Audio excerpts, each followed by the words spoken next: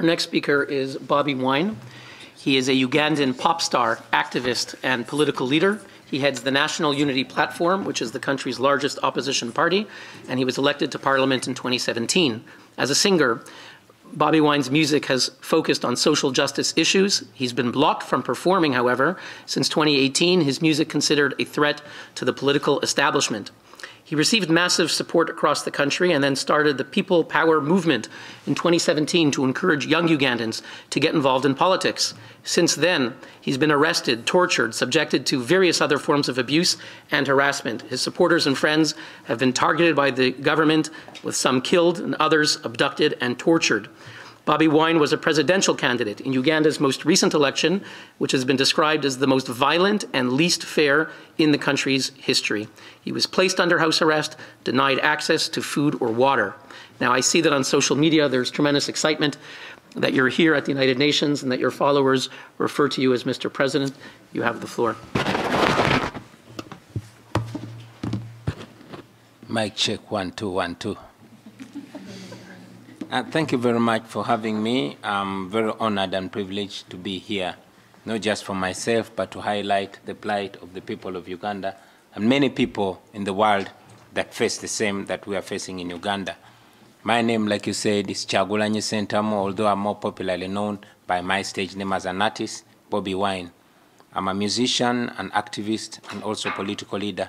And yes, I challenged General Museveni in the 2021 election, which turned out to be the most violent election, not just in the history of Uganda, but in all elections that I've seen, because I had to campaign with a bulletproof vest and a ballistic helmet. I survived 3 assassination attempts in 3 weeks by the police and military. On the campaign trail, my entire campaign team was arrested and incarcerated without charge. Many were tortured, and many are actually still in detention. On November 18th, 2020, I was arrested, and when people protested, the military went on rampage and shot and killed hundreds of protesters, although the regime in Uganda only acknowledged 54. Thousands of our supporters were abducted by unmarked military trucks. Many of them showed up dead on the roadside and in the woods. Many of them returned with severe torture marks and horrifying stories. Women were raped, men were castrated, and others, terrible things happened to them. Many are still missing up to today. And like I said, many are dead. Many are detained without charge up to today.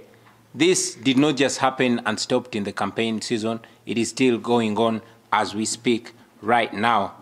Many political prisoners are held without charge, and this includes 2 members of parliament from my party and a young mother who was taken away and left her breastfeeding baby behind.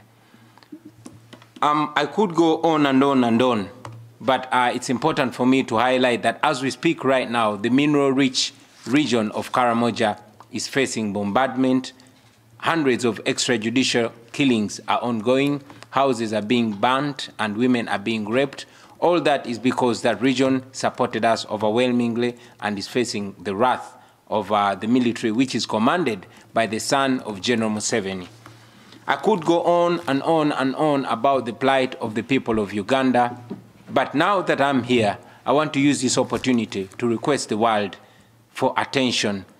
Every time we speak, because we cannot find justice in Uganda by local methods, we tend to highlight our plight to the international community. Although when we do that, General Museveni brands us as agents of the West and agents of colonialism. But I request the world for attention.